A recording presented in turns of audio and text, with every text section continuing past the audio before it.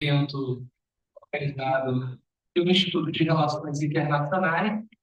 Gostaria de começar esta mesa de abertura agradecendo aqueles que todos, né, eles que de forma direta e indireta ajudaram a tornar este evento possível.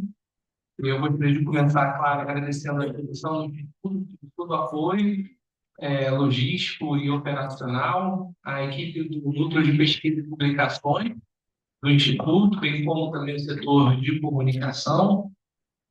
Não poderia deixar de mencionar também a coordenação adjunta de graduação, na figura do professor Fernando Maia e também da professora Vitória Santos, né, por todo o empenho logístico e também operacional, além da secretaria de graduação, na figura do Vinícius e também da Jana. Então, fica aqui registrado o meu sincero agradecimento para que, enfim, esse evento fosse possível.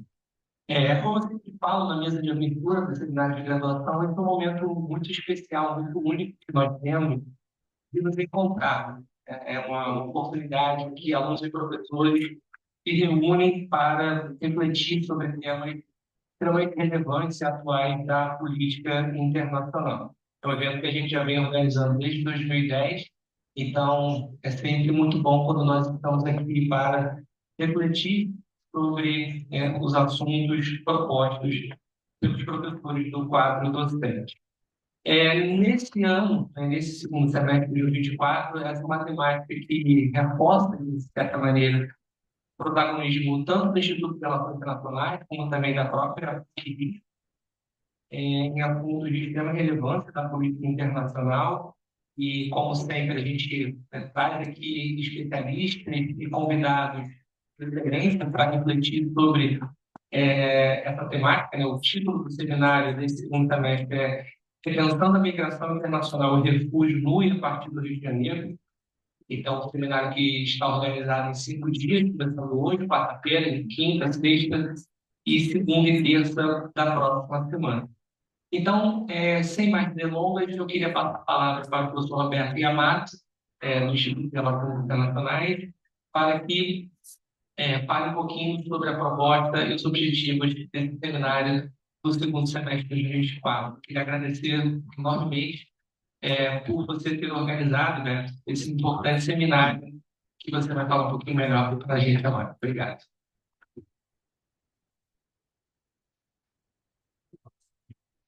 Eu já falo alto, então não sei se todo mundo escuta bem. Bom dia. Gostaria de começar agradecendo a presença de todas e todos vocês aqui hoje. Gostaria também de cumprimentar e agradecer o nosso querido coordenador da graduação do IE, professor Ricardo Oliveira dos Santos, e também toda a coordenação aqui na figura do professor Fernando, da professora Vitória. Queria agradecer também, claro, a direção do IRI, minha querida colega, a professora Isabel Rocha de Siqueira, mas também o decano do Centro de Ciências Sociais, o professor Francisco Guimarães, e, claro, o nosso reitor da PUC, o professor Padre Anderson Antônio Cardoso, cujos apoios e incentivos foram fundamentais para a organização e realização desse evento. Então, sejam todos e todas muito bem-vindos, bem-vindas a este seminário de graduação do IRI, que é organizado neste semestre em parceria com a Cátedra Sérgio Vieira de Mello, da PUC-Rio. A Cátedra Sérgio Vieira de Mello foi criada em 2003, depois o William, se quiser me corrija, por favor, William é do Acnur. A Cátedra Sérgio Vieira de Mello foi criada em 2003 como uma cooperação entre universidades brasileiras e o Alto Comissariado das Nações Unidas para Refugiados, o Acnur, com o objetivo de promover atividades de ensino, pesquisa e extensão sobre a temática do refúgio. A cátedra homenageia o brasileiro Sérgio Vieira de Mello, tragicamente morto no Iraque, num atentado terrorista contra a sede da ONU em Bagdá, em 2003. Um servidor internacional que dedicou grande parte da sua carreira profissional nas Nações Unidas ao trabalho com refugiados, como funcionário do próprio Acnur. Atualmente, a Rede Nacional das Cátedras Sérgio Vieira de Mello É composta por 45 instituições de ensino superior no país, distribuídas por 17 unidades federativas no Brasil. Atualmente, em franco processo de internacionalização, a cátedra está presente também hoje em outros 8 países no mundo: Etiópia, Sérvia, Itália, Reino Unido, República Dominicana, México, Canadá e Estados Unidos. Cátedra Sérgio Vieira de Mello, da nossa PUC-Rio, foi formalmente constituída em 2018, 6 departamentos e unidades constitutivas, tanto do Centro de Ciências Sociais, quanto do Centro de Teologia e Ciências Humanas da Universidade. Ela é composta pelo IRI, mas também pelos departamentos de Direito, Serviço Social, Letras, Psicologia e Arquitetura. Atualmente, a cátedra é sediada no Instituto de Estudos Avançados em Humanidades.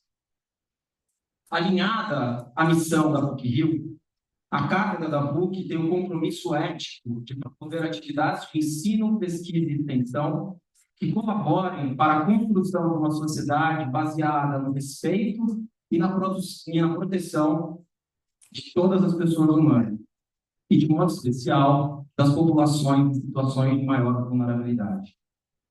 Assim, as atividades acadêmicas da cátedra são vinculadas a uma visão crítica e humanista do mundo e ao engajamento social da universidade, sendo ainda alimentadas por um espírito plural de respeito pela diversidade e pela interculturalidade e interdisciplinaridade. Além dos cursos interdisciplinares e interdepartamentais de graduação e pós-graduação, que valorizam a diversidade de perspectivas sobre refúgio no ensino e que incluem a permanente formação dos próprios docentes e pesquisadores, a Cátedra da PUC-Rio também desenvolve atividades interdisciplinares de pesquisa e extensão.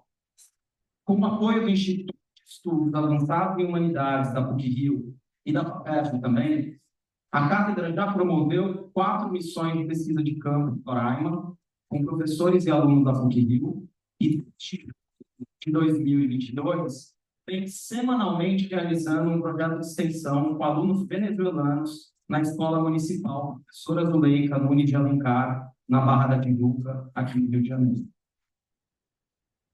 O IRI tem sido um parceiro fundamental da cátedra.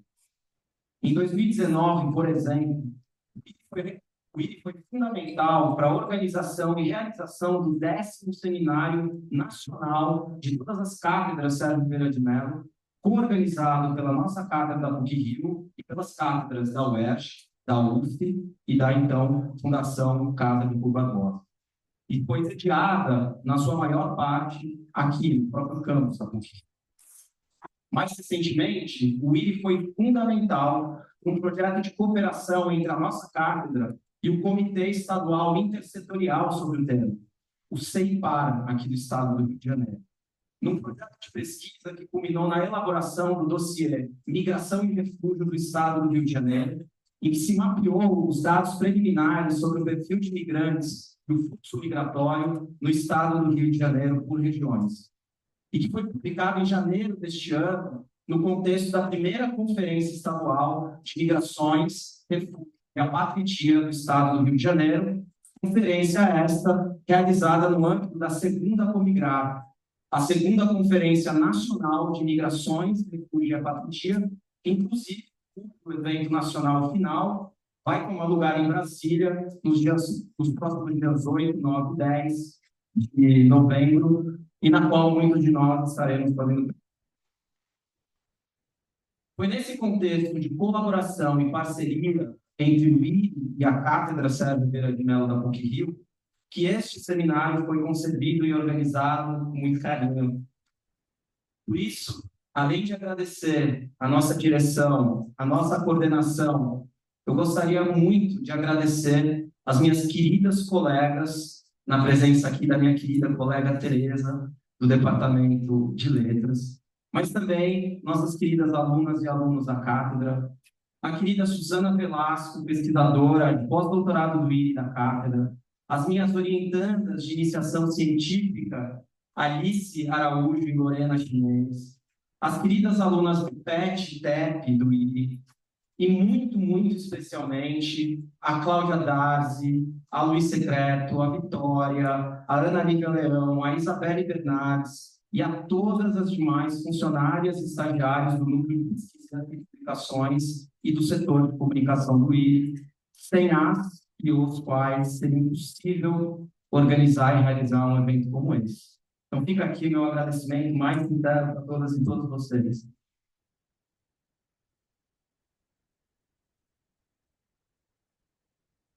Nos últimos anos, guerras, violência e violações de direitos humanos têm repetido e tragicamente colocado os temas de migração internacional, deslocamento forçado e refúgio no centro das atenções internacionais. São milhares de mortes de migrantes no mar Mediterrâneo e na fronteira entre o México e os Estados Unidos. Chocantes cenas de afegãos tentando fugir do Talibã, agarrados ao exterior de aviões norte-americanos. Além de situações de grave e generalizada violação de direitos humanos em diferentes partes do mundo, como Haiti, Venezuela, Síria, Mali, Burkina Faso, Somália e Afeganistão. Isso sem falar nos conflitos armados na Ucrânia, no Sudão, na faixa de Gaza, na República Democrática do Congo e das complexas situações de violência em países aqui na América Central, mas também em Mianmar.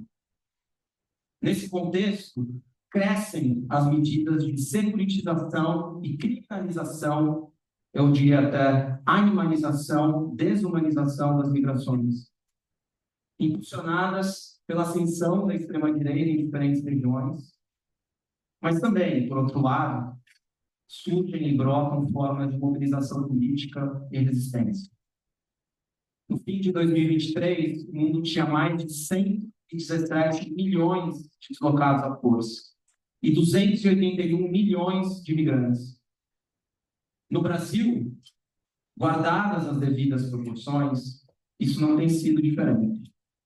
O intenso fluxo migratório venezuelano e a resposta logística militar humanitária internacional, denominada Operação Acolhida, deram uma nova dimensão aos temas de migração e refúgio do país. O Brasil tem hoje mais de 510 mil venezuelanos com residência temporária e permanente, solicitação de refúgio ou refúgio reconhecido, em razão da situação de grave e generalizada violação de direitos humanos que assola o país vizinho. Anteriormente, os conflitos colombiano e a complexa situação de violação de direitos humanos no Haiti já haviam motivado a chegada de milhares de pessoas no território brasileiro. Além disso, os conflitos na região dos Grandes Lagos africanos, sobretudo na região democrática do Congo, também levaram à migração de milhares de pessoas da África para o Brasil nas últimas décadas, como havia sido o caso anteriormente de Angola, na década de 1990. É nesse contexto de múltiplas escalas, violências e desafios, mas também de diferentes formas de luta, de resistência, gestos de solidariedade e hospitalidade e articulações em redes, que este seminário se insere e visa se posicionar. Concebido em articulação com a Cátedra da PUC-Rio, o seminário tem como objetivo principal repensar criticamente a proteção internacional de imigrantes e refugiados no e a partir do Rio de Janeiro, adotando uma postura interdisciplinar, com olhares diversos de universidades, sociedade civil, lideranças migrantes e refugiadas, organizações internacionais e representantes de poderes públicos brasileiros. Assim, o evento busca contribuir para o diagnóstico e discussão dos desafios e possibilidades e o pensamento crítico de problemas no âmbito da proteção internacional dos direitos humanos de migrantes e refugiados no mundo, mas também na região, no país e, sobretudo, no estado e na cidade do Rio de Janeiro. Agradecendo muitíssimo novamente a presença de todas e todos vocês. Eu espero, desejo que tenhamos 5 dias frutíferos, frutíferas intervenções, trocas e debates, para que juntos possamos repensar pelo menos alguns aspectos, desafios e possibilidades da migração internacional e do refúgio novo, e a partir do Rio de Janeiro e da nossa querida PUC-Rio. Obrigado e que tenhamos um ótimo seminário, todos nós.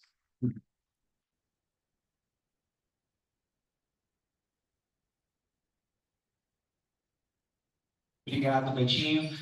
Como parte dessa mesa de abertura, e como já é uma tradição no seminário de graduação, a gente vai entregar agora o prêmio Gerson Moura para os melhores trabalhos de conclusão de curso que foram apresentados ao longo do ano de 2023, levando em consideração tanto o primeiro quanto o segundo semestre.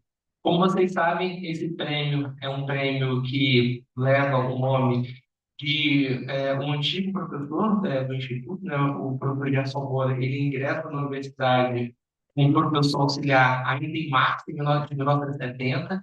Ele foi, inclusive, um dos grandes fundadores do projeto IRI e foi professor de muitos dos que hoje compõem o grupo docente do Instituto de Relações Internacionais. O professor Gerson Moura ele foi pioneiro na área de relações internacionais no país, ele chegou inclusive até a cunhar o termo autonomia na dependência, que passou a fazer parte do vocabulário de relações internacionais no Brasil. Certamente os alunos de literatura brasileira leem seus trabalhos, e, enfim, ele publicou uma série de obras, e as mais destacáveis são o livro Autonomia na Dependência, Política na Brasileira de 35 a 42, foi publicado ainda na década de 80. O segundo livro, também da década de 80, em 1984, Tio Santos chega ao Brasil, publicado pela editora brasiliense. E também nós temos aqui Sucesso e Ilusões, Relações Internacionais do Brasil durante e após a Segunda Guerra Mundial, e mais recente, em 91, foi publicado pela Fundação Getúlio Vargas. Então, como parte desse reconhecimento aos melhores trabalhos de conclusão de curso dos 4 eixos, pesquisa científica, comércio internacional, cooperação internacional de desenvolvimento e conflito internacional de direitos humanos, a gente, então, portanto, utiliza esse espaço do seminário para entregar, então, esses trabalhos. Tá? Então, eu gostaria, por gentileza, eu vou me direcionar para aquela parte ali e vou chamar, então, aqueles alunos que foram premiados com, enfim, esse prêmio de reconhecimento pelos seus trabalhos. No caso do eixo de pesquisa científica, nós tivemos uma menção honrosa, então eu vou começar a partir desse eixo, tá bom? Então, pode.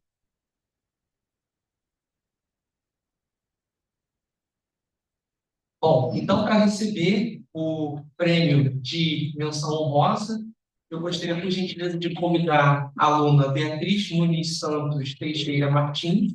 Ela redigiu um trabalho de conclusão de curso de pesquisa científico, cujo título foi Assombrados pela História, explorando o trauma do 11 de setembro nos filmes de terror norte-americano. Foi orientado pela professora Paula Sandrino. Então, Beatriz, por gentileza.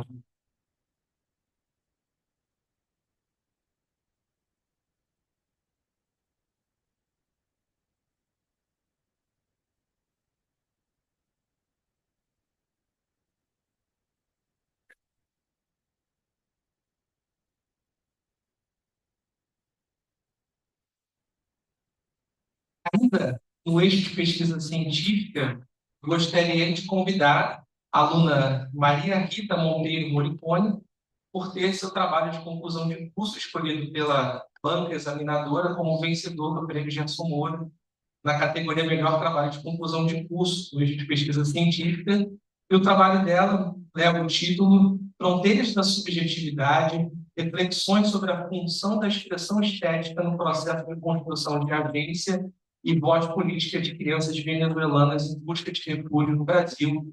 Esse trabalho foi orientado pelo professor Roberto Yamato. Então, por favor, Maria Rita.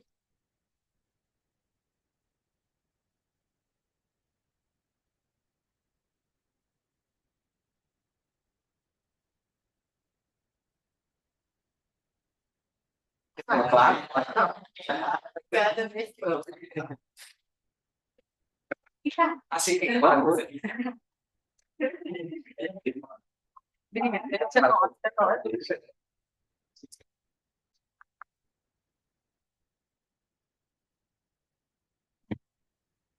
Bom, agora no eixo de conflitos internacionais e direitos humanos, nós tivemos a premiação para a aluna Rafaela Maria Nascimento Ranaldo, por ter seu trabalho de conclusão de curso escolhido pela banca examinadora como vencedor, né, vencedor do prêmio de Assura, na categoria Melhor Trabalho de Conclusão de Curso, desse eixo específico. E o título do trabalho dela é Entre Promessas de Paz e Lições Não Aprendidas, uma análise dos efeitos da intervenção da Comissão de Apoio das Nações Unidas na Líbia e o fracasso do projeto de estabilidade. E esse trabalho foi orientado pela professora Paula Drummond.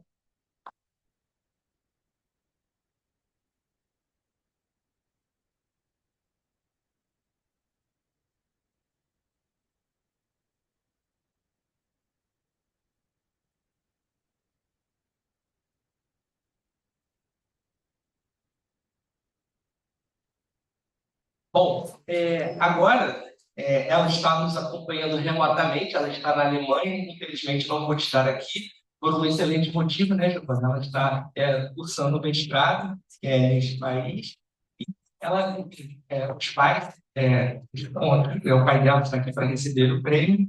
A Giovana Pellegrini Batista da Silva, ela teve seu trabalho de conclusão de curso, escolhido pela banca examinadora como vencedor do prêmio Gerson Moura na categoria Melhor Trabalho de Conclusão de Curso no eixo de Comércio Internacional. O trabalho levou o título, leva o título de Acordo Mercosul-União Europeia, possíveis efeitos para o Brasil, e foi orientado pelo professor Marcelo José Braga Nuremberg.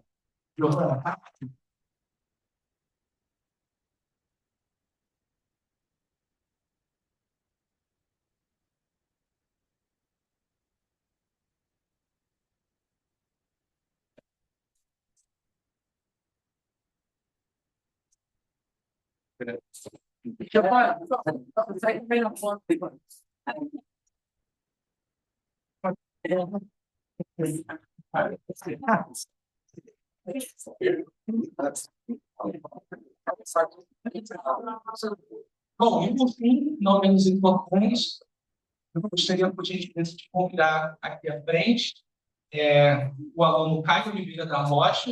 Ele teve seu trabalho de conclusão de curso escolhido pela banca examinadora como vencedor do prêmio Gerson Moura na categoria Melhor Trabalho de Conclusão de Curso do eixo de Cooperação Internacional de Desenvolvimento. E o título do trabalho é Desenvolvimento à Liberdade, a Educação e o Esporte para um Futuro Mais Justo nas Comunidades da Rocinha e Vidigal, a partir da cooperação Itaú com atores sociais e políticas nacionais e internacionais. E o trabalho foi orientado pelo professor Diego Santos Vieira de Jesus.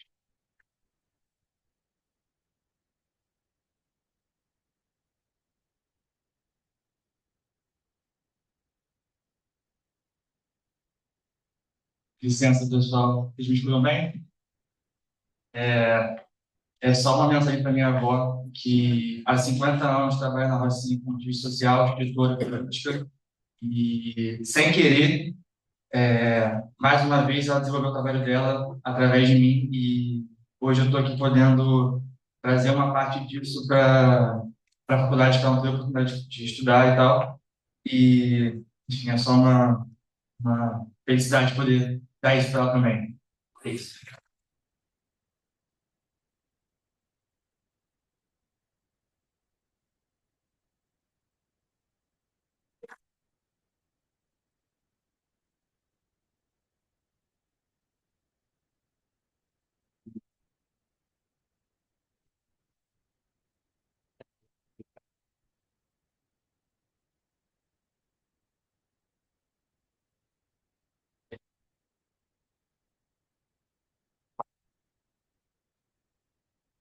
Bom, então, nesse momento, eu passo a palavra novamente para o professor Roberto Yamato, para que a gente possa, então, dar início à primeira mesa do seminário de graduação do segundo semestre de 2024. Mais uma vez, muito obrigado pela presença e pela participação de vocês.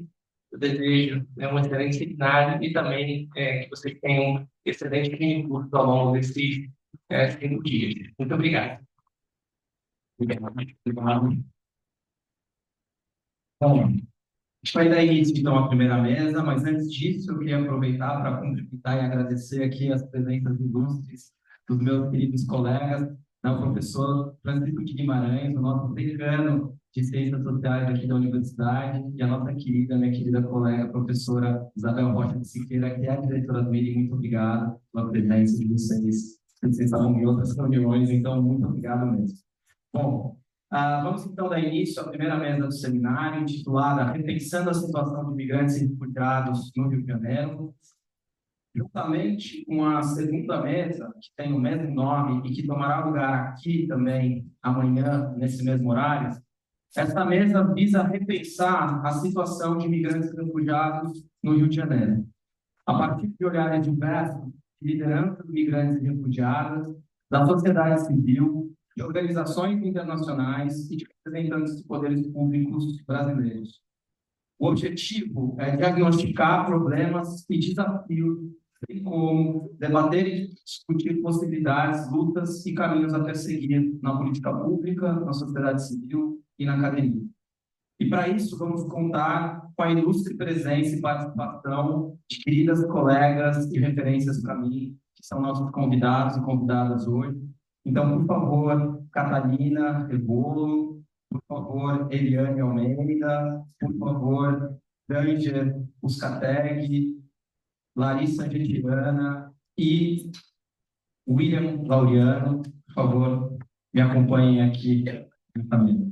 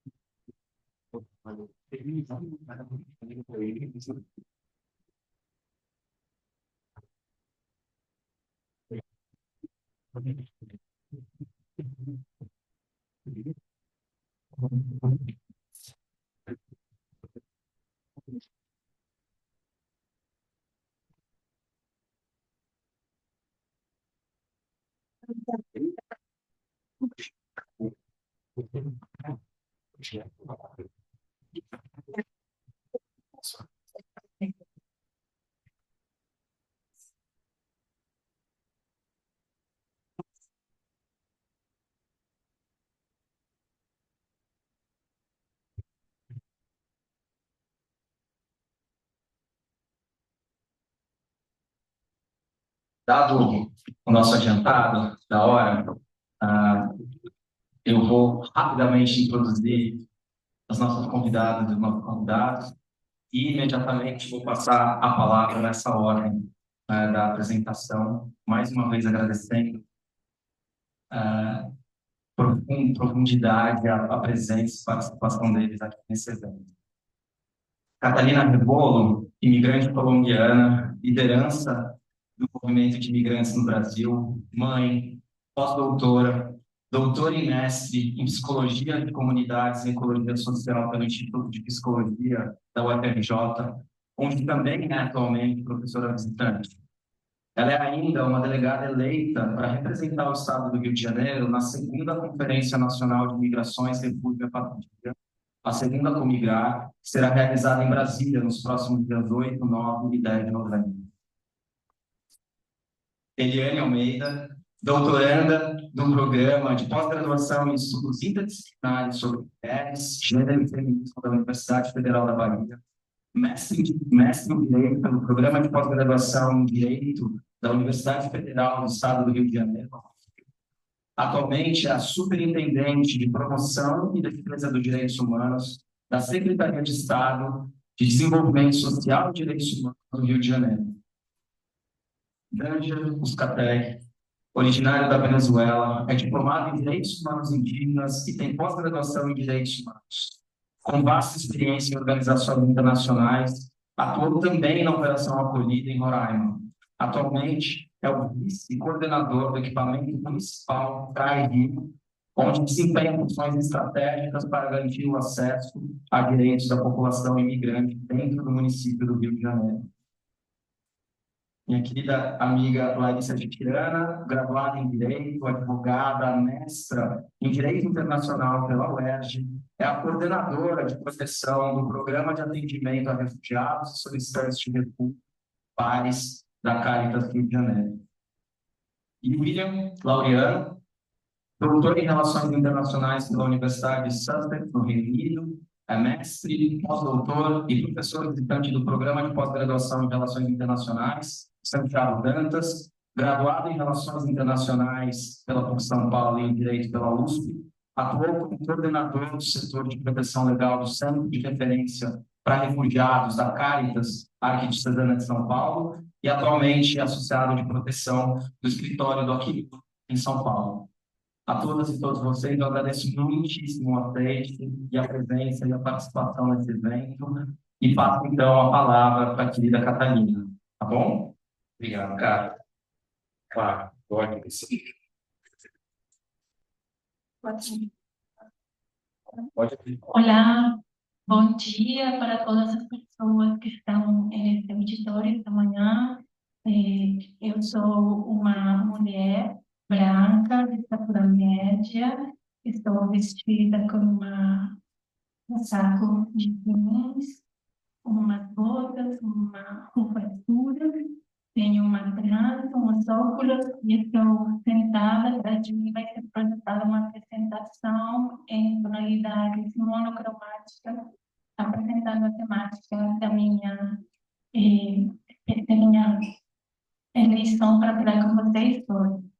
Depois da minha audiodescrição, eu agradeço profundamente o convite, me sinto muito honrada de estar aqui com vocês em um evento, em uma universidade tão emblemática e tão estruturante para a construção dos processos da teoria migratória, também da construção dos processos de assistência para a população imigrante.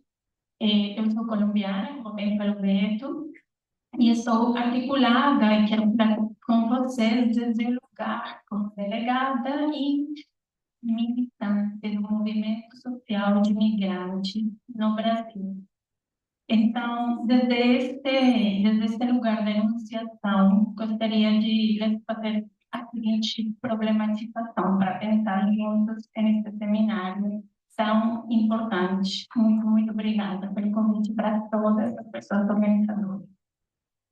A apresentação de hoje, então, eu intitulei Rio de Janeiro, uma análise do movimento social de migrantes na conjuntura da Política Nacional de Migrações, Refúgio e Apatridia, e a Conferência Nacional de Migrações, Refúgio e Apatridia. Quero conversar, essa refletir, é um refletir coletivo, não é exclusivamente meu. Estamos circulando ampliamente entre os diferentes delegadas, delegados e delegados da Comigrar, ao interior dos nossos coletivos, nossas associações, estamos discutindo e levantando essa questão. Primeiramente, nos localizar, né? Vocês muito bem sabem, experts em migrações, a gente tem uma conjuntura legal muito importante desde 2017, né? A gente tem uma legislação que foi a 13445, e essa legislação ela supera o Estatuto do Estrangeiro e também a Lei sobre Nacionalidade, uma vitória do movimento social de migrantes, fruto do processo da primeira Comigrar, que aconteceu em 2014. O que acontece, gente? Essa legislação, no artigo 20, no 120, desculpem, ela tem a proposta de dar o decreto, construir a Política Nacional de Migrações e Refúgio da Pátria. Essa lei foi sancionada em 2017 e até o dia de hoje esse decreto do artigo 20 não foi sancionado. E para nós, do movimento social de migrantes, na conjuntura atual, é um ponto de bastante preocupação. Acho que é a melhor palavra para colocar. Então, é um ponto, como vocês veem aqui, essa política que está contemplada no artigo 120 está em pendência, deixo ali bem vermelho. No ano passado, o Ministério da Justiça ele instaurou um grupo de trabalho, né, de testes instituídos pela Portaria 290 de 2023, né, que eles receberam, foram vários GTs, e esse GT tiveram várias temáticas, com um grupo de experts, muitos de vocês fizeram parte desses GTs importantíssimos. Ao todo foram construídas, olha aqui o número, 1,7 mil contribuições, né? Então, a gente tem uma quantidade muito elevada que vai produzir a minuta, né? O manuscrito da Política Nacional de Migrações e Refúgio da Patria. Essa minuta ainda não é conhecida pela gente, ponto de preocupação. Aliás, também não é conhecida pelas pessoas que produziram ela, né? Então, esse processo, então, dessa pendente regulação, o decreto que regulamenta a política nacional, ele está andando, né, na Comissão Mista Permanente sobre Migrações e Refúgio, tá? E aconteceu, para surpresa de todos, no dia 6 de agosto, uma audiência pública, que acho que todo mundo vai lembrar dessa audiência por uma lamentável situação de não preparação para contemplar a presença e a tradução de um companheiro afegano que estava dando seu testemunho e foi utilizado um dispositivo de inteligência artificial. Não sei se você já chegou a assistir o vídeo. Nessa conjuntura, nós, Movimento Social de Imigrantes, emitimos previamente, antes da audiência, nossa vontade, desejo de fazer parte desse processo de construção e participação dessa audiência, o qual foi limitado pela comissão.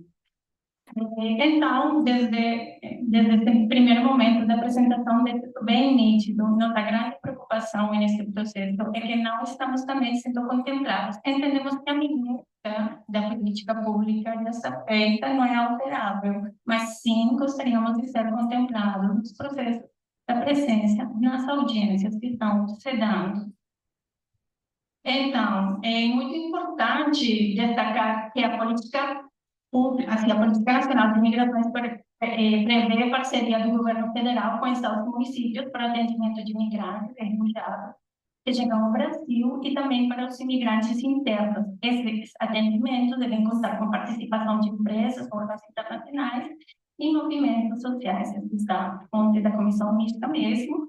Vocês percebem que, então, a gente ter uma legislação maravilhosa como a Lei de Migração de 2017, mas ainda sem uma política nacional, é contar com um processo manco, porque é a política nacional que vai levar à implementação desse processo independente do executivo.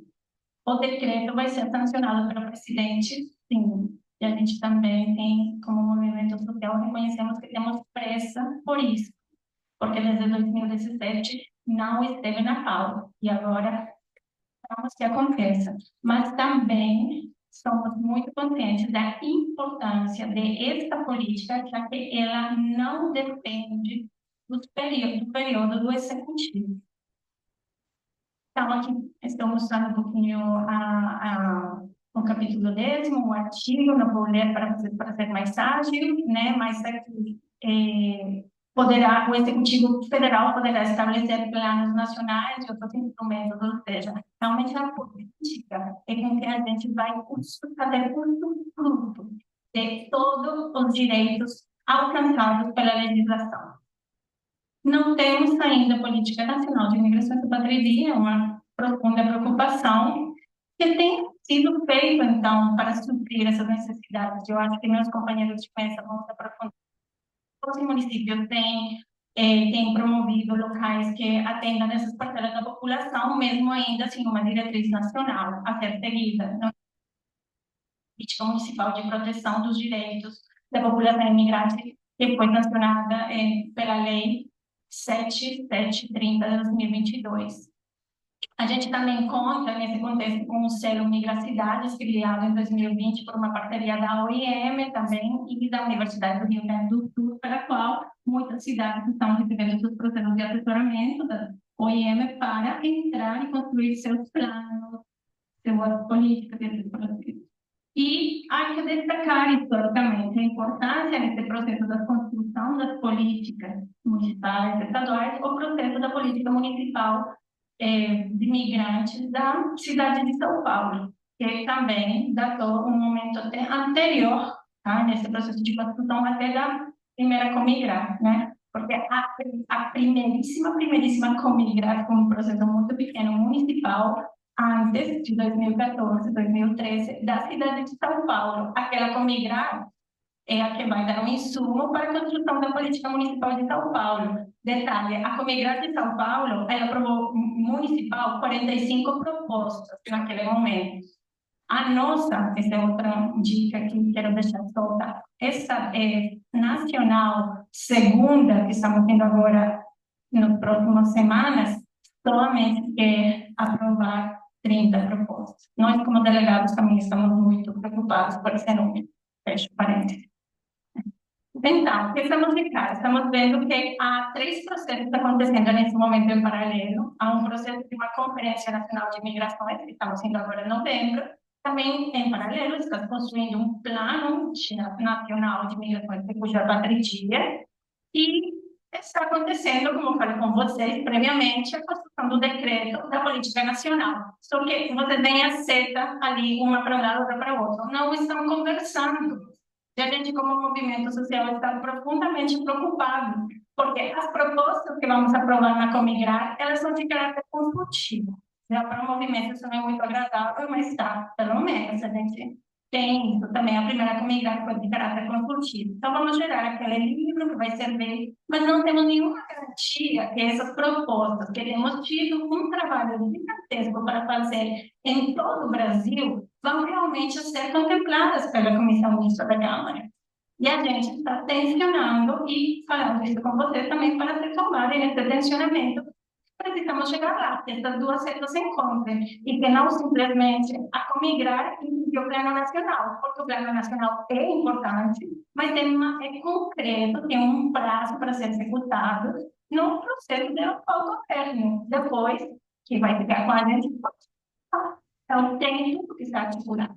Tá? O Plano Nacional também teria que ajudar esse processo da política.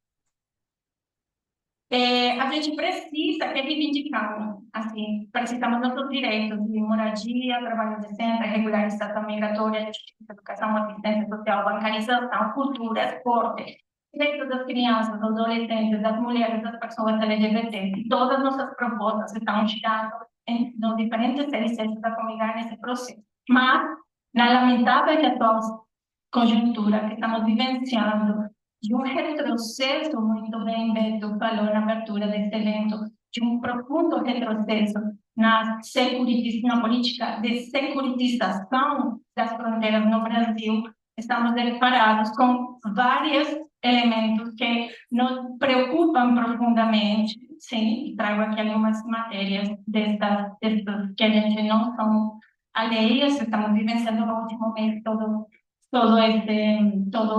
esta situação da publicação da nota 1824, né, pelo Ministério da Justiça, Secretaria Nacional de Justiça do Gabinete do Departamento de Imigrações, né, no qual vai gerar um processo muito restritivo em contra das políticas e todos os acordos que o Brasil tem assinado a nível internacional para o processo de migração, de refúgio, especialmente no aeroporto de Guarulhos. E eu queria encerrar com essa pergunta, porque estamos falando do Rio de Janeiro.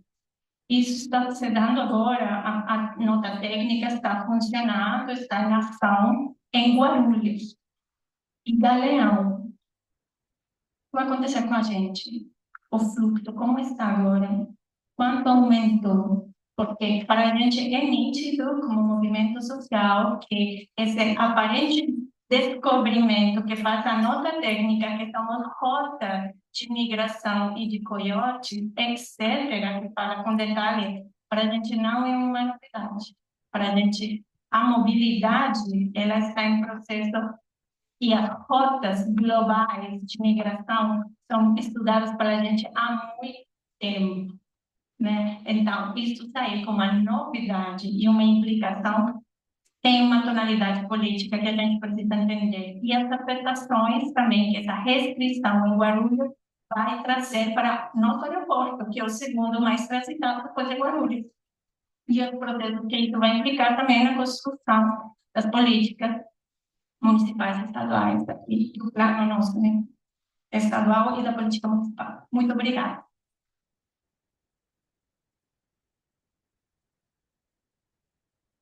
Obrigado pela sua intervenção. Eu passo, então, imediatamente a palavra à querida Eliane Almeida, que também acho que é uma apresentação.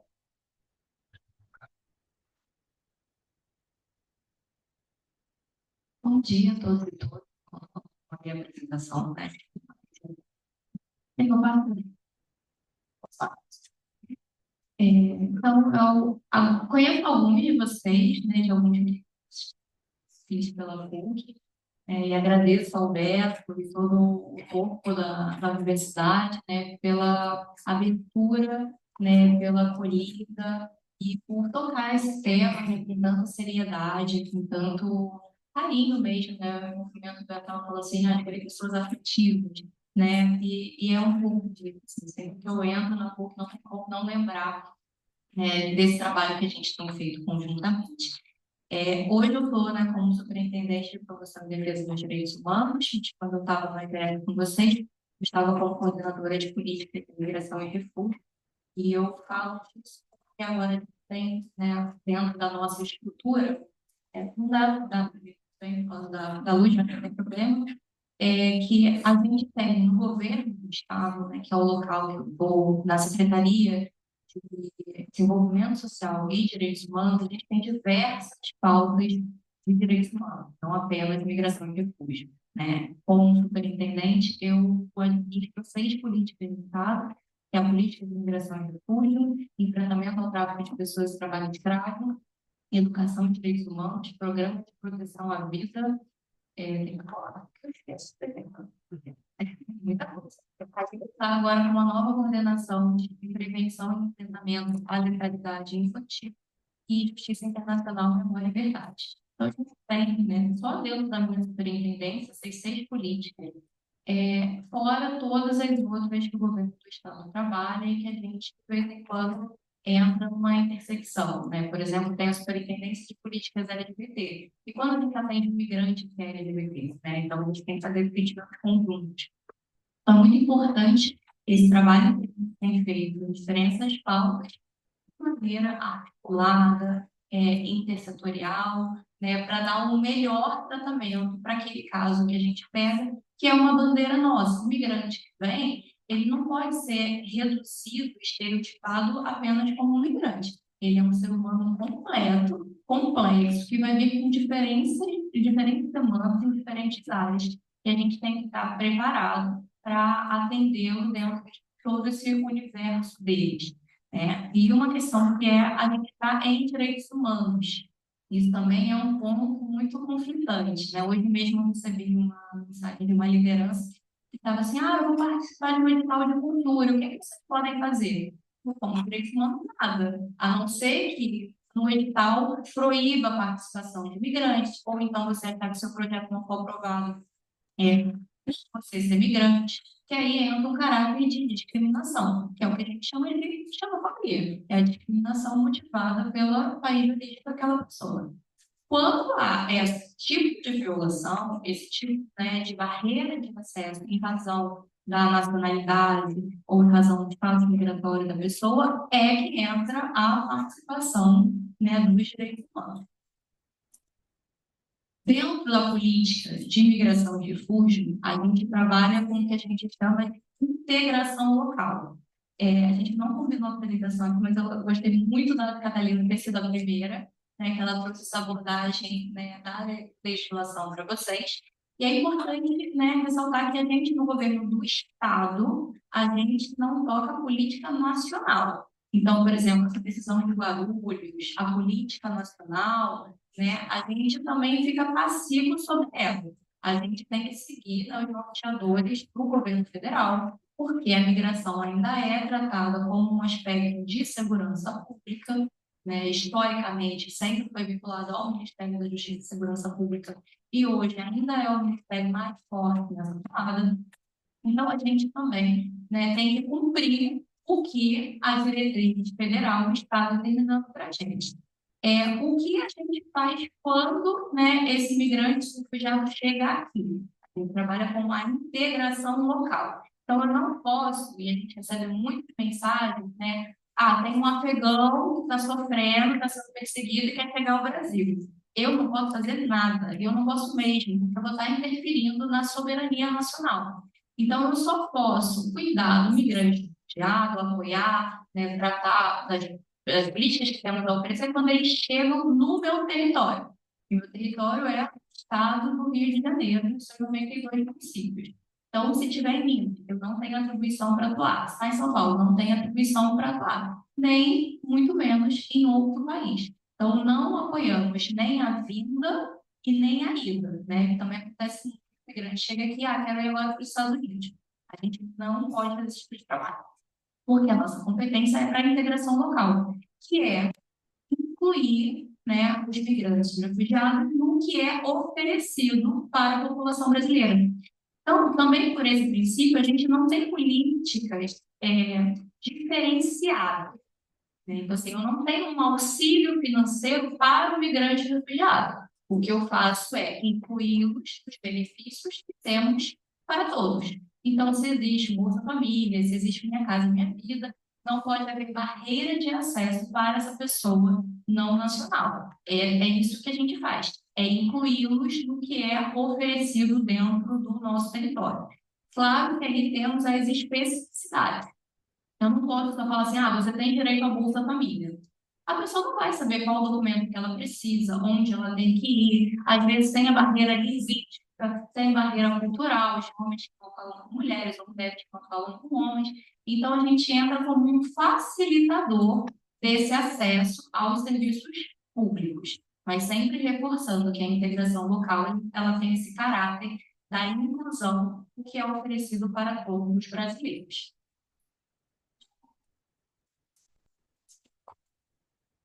Dentro das nossas competências também, a gente tem o CEIPAR, que é o Comitê Estadual Intersetorial de Política de Atenção de Política e Recursos de Migração, que é um pouco do que a Catarina estava falando, que é um espaço democrático de construção. Eu posso, né, como superintendente, ali na minha sala, escrever um minuto de decreto e fazer esse processo tramitar, de repente estou ali criando uma nova política. O fato de eu pensar uma política não significa que essa política vá fazer sentido para os migrantes e para os refugiados. Então, o que me dá uma garantia de que aquilo que o poder público está fazendo faz sentido para o beneficiário da política? Dialogar com ele. Eu não posso trabalhar com migrante se eu não conheço migrante. Isso é uma questão assim, tanto a gente, poder público, mas a academia também. Né? A gente às vezes pensa de forma muito teórica os temas, vou escrever aqui sobre migração no Líbano. E não conheço Líbano, não conheço libanês, não conheço aquela cultura. Né? Então a gente tem que também ter esse senso crítico, né, do que a gente faz na teoria, está articulada minimamente com a nossa prática, porque a gente tem que se implicar nos processos que a gente está construindo. Né? Escrever sobre o outro, pensar sobre o outro, sempre estar em contato com o outro, é algo que, inclusive prejudica o nosso trabalho. Então, para eu pensar a política migratória, eu tenho que falar com a Catarina, eu tenho que falar com o Dani, eu tenho que falar com vários outros, né, migrantes também, e o CEIPAR tem esse espaço em que o poder público escuta a sociedade civil e, a partir disso, pensa as políticas. E como Estado, a gente não tem tanta atribuição de conta, que é uma atribuição mais específica. E a principal demanda que a gente recebe é a questão da documentação. Pensando em atender essa demanda, né, que nos chega, a gente desenvolveu o fluxo estadual para a pré-documentação, em que o migrante chega até a gente, você só precisa fazer a regularização migratória. Não é o Estado que vai auxiliar nesse processo, a gente encaminha para a nossa rede, né? E a gente vai entender de novo as especificidades da pessoa. Se é uma pessoa LGBT, a gente encaminha para o documento. Se é alguém, né, que tem uma situação de refúgio, a gente vai encaminhar para os parceiros que trabalham mais com refúgio, ou que trabalham mais com uma residência. Então, a gente vai entender minimamente o contexto daquela pessoa e no que for pertinente à pré-documentação, a gente encaminha para, inclusive também para fortalecer, né, os nossos parceiros. A gente não quer competir com ninguém aqui. A gente quer se somar e ter uma rede cada vez mais forte. A Catalina falou um pouco da Comigrar, então não vou me prolongar muito, né? Mas o Rio de Janeiro, pela primeira vez, organizou uma conferência estadual para essa temática, uma das maiores conferências do Brasil. A gente teve mais de 600 participantes ao longo de 2 dias. A gente organizou no dia 24 e 25 de janeiro desse ano, e para a gente é uma data muito emblemática, né? Porque 24 de janeiro é a data do assassinato do Moisés, né, que foi aquele jovem congolês que foi assassinado na Barra da Tijuca. Então, é um movimento político nosso de reforçar esse lugar, de reforçar a luta dessa família por justiça e também demarcar um local racial nessa migração. A gente não pode perder, né, essa perspectiva de que a migração por si só é um fator vulnerabilizante, mas tem migrantes que sofrem mais do que outros, né? Então, a gente não pode esquecer que estamos num país que é misógino, que é racista, que é classista. Então, tudo isso, né, tem que estar incluído no nosso trabalho. A gente não pode pensar só, vou tratar do migrante e achar que o migrante negro vai ser igual ao migrante branco, porque não vai ser. E se a gente está falando de integração local, se a gente quer que esse migrante, né, realmente seja inserido na nossa sociedade, a gente tem que constantemente trabalhar para mudar a sociedade, porque a gente entende que é violante os direitos humanos. E aí a gente organizou a conferência, mas além disso, né, a gente faz diversos outros trabalhos com a sociedade. A gente está, né, na organização do Roda de Direito, que é um atendimento específico para migrante e refugiado. A gente faz outro trabalho de incidência política, que é o forte do governo do Estado, porque a gente fica no meio do caminho entre o governo federal e o governo municipal. Então, a gente tem que saber pressionar, né, os dois lados no que nos cabe, para que essa política se fortaleça. A gente também desenvolve ações e projetos diretamente com a sociedade, de sensibilização, de combate à xenofobia, né, de permitir acesso ao lazer e outros direitos básicos que entendemos importante para o desenvolvimento pleno do ser humano. E aí o Beto, né, colocou para vocês na mesa de abertura o dossiê que nós fizemos em conjunto com a PUC, então ele tem essa carinha aqui, né? E foi um projeto muito bonito, foi a primeira vez que a gente fez esse tipo de levantamento, a gente já está preparando, tá, a segunda etapa desses dados, e a ideia é que anualmente a gente consiga desenvolver esse projeto, sempre que a PUC nos permitir, em parceria com a PUC, porque é um projeto importante, porque se a gente está falando de política pública, a gente tem que ter os dados para prestigiar aquilo, pode passar, né? E aí a gente tem esse grande mapa do Rio de Janeiro, que a gente conseguiu verificar o percentual de migrantes, as nacionalidades, a gente começou a desenhar o perfil desse migrante no nosso território para a gente conseguir pensar essa política. Pode passar? E aí, a Catalina colocou a questão de Guarulhos, né? E o CEPAM foi um dos atores que, juntamente com tantos outros importantes, inclusive, né, a Karen está aqui presente também, a gente se colocou nesse processo, questionando as decisões do governo federal que toca a política migratória, que a gente não concorda, né, com a restrição do direito de migrar, uma vez que migrar é um direito humano. Então, ele não pode ser flexibilizado, ele não pode ser reduzido. Então, a gente se coloca nesse processo, mas a gente não tem a atribuição para fazer a política nacional, a gente não pode ser omisso, porque a gente tem uma responsabilidade com aquele público que a gente atende. Então, quando eu falo de incidência política, eu falo, inclusive, né, de se opor, né, fazer nota técnica, fazer ofício, audiências, reuniões, para sensibilizar a população e também o poder público. E já estourei meu tempo, então, obrigada a todos e todas, e a gente fica à disposição.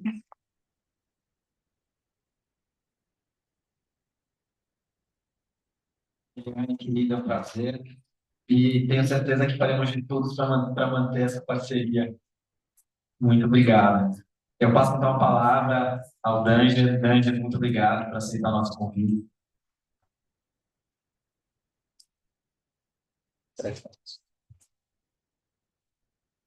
Oi, estão ouvindo?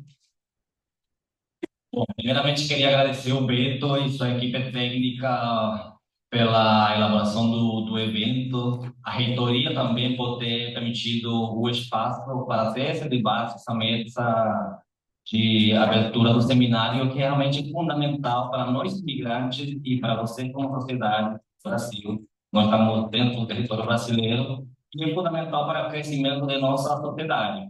Falo nossa porque hoje eu estou incluso na sociedade brasileira. Ok?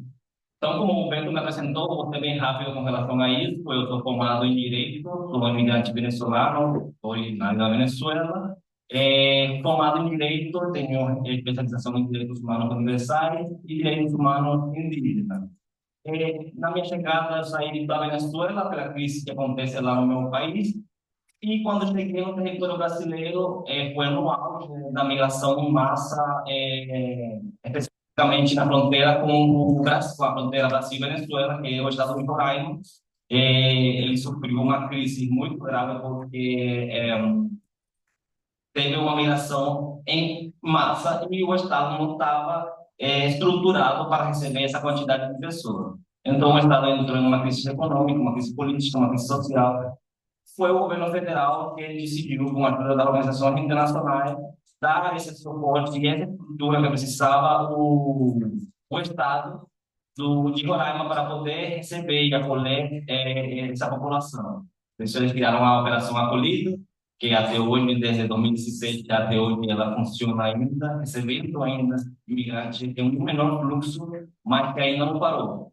Obviamente, continua crescendo e o que eu acho positivo é que hoje o Estado realmente está capacitado, preparado, demonstrou para o mundo que ele está preparado para ele dar essa recepção para essa população imigrante, seja em qualquer país. Na minha trajetória, desde minha chegada no Brasil, eu transitei por várias organizações internacionais, então eu trabalho na pauta migratória desde 2018.